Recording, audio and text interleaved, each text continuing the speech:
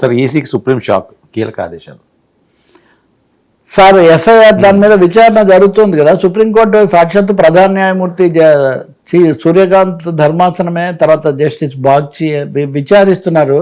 వాళ్ళు నిన్న ఒక మాట చెప్పారు, రాజ్యాంగం 324 ప్రకారం ఎలక్షన్ కమిషన్కు పూర్తి అధికారాలు ఉన్నమాట నిజమే, కానీ అధికారాలు కనుక మీరు విచక్షణ రహితంగా వాడితే మటుకు జోక్యం చేసుకోవాల్సి వస్తుంది అని సుప్రీంకోర్టు స్పష్టంగా చెప్పింది.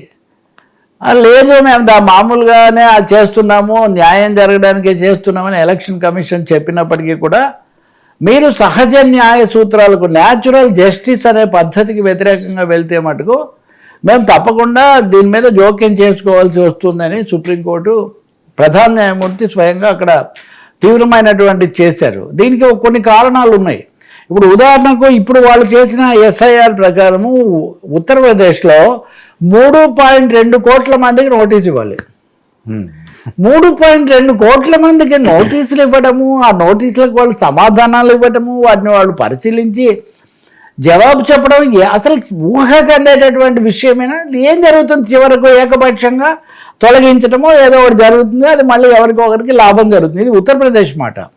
బెంగాల్లో ఇప్పటికీ అది చాలా ఉద్రిక్తంగా జరుగుతుంది. సో సుప్రీంకోర్టు కూడా 1-2 సార్లు వీళ్ళు వాస్తవికంగా వెళ్ళండి, సహజ న్యాయం పాటించండి, సమయం ఇవ్వండి అని చెప్తున్నప్పటికీ కూడా ఎన్నికల కమిషన్ మటుకు ఏకపక్షంగా రాజ్యాంగరీత్యా మాకు అన్నీ అడగడానికి అధికారాలు ఉన్నాయి, మేము చాలా అధికార ప్రకారమే చేస్తున్నామని తప్ప వాళ్ళేమీ మేము దిద్దుకుంటాము, కొన్ని పద్ధతిలో సవరించుకుంటామని వాళ్ళు చెప్పకపోవడం చాలా సందేహాలు పెంచుతుంది. ఇంకో పెద్ద విశేషం ఏమంటే ఈ సమయంలో ఎన్నికల కమిషన్ ఆధ్వర్యంలో అంతర్జాతీయ ఎన్నికల మహాసభ ఒకటి భారతదేశంలో జరుగుతుంది.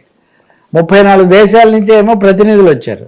సో అక్కడ chief election commissioner Ganesh Kumar మాట్లాడుతూ మేము బ్రహ్మాండంగా జరిపాము అని, అంటే దేశంలో న్యాయస్థానాల్లో కూడా ఇన్ని సవాళ్ళకు గురవుతుంటే కొంచెమన్నా విమర్శ చేసుకొని విఘ్నత ప్రదర్శించి రాజకీయ పక్షాలు లేకపోతే పరిశీలకుల విమర్శలకు దిద్దుకోకుండా ఎన్నికల సంఘం మటుకు ఏకపక్షంగా వెళ్తూ ఉంది. ఇది చివరకు సుప్రీంకోర్టు ఏమన్నారంటే ప్రధాన న్యాయమూర్తి, మీరు ఇలాగే వ్యవహరిస్తే మేము ఖచ్చితంగా మీకు ఏదో మ్యాండేట్ ఇవ్వాల్సి వస్తుంది, మేము ఆదేశాలు జారీ చేయాల్సి రావచ్చు, మీరు సహజ న్యాయం దెబ్బతినకుండా చూడండి అని ఖచ్చితమైన హెచ్చరిక చేశారు. It's a big shock for election commission.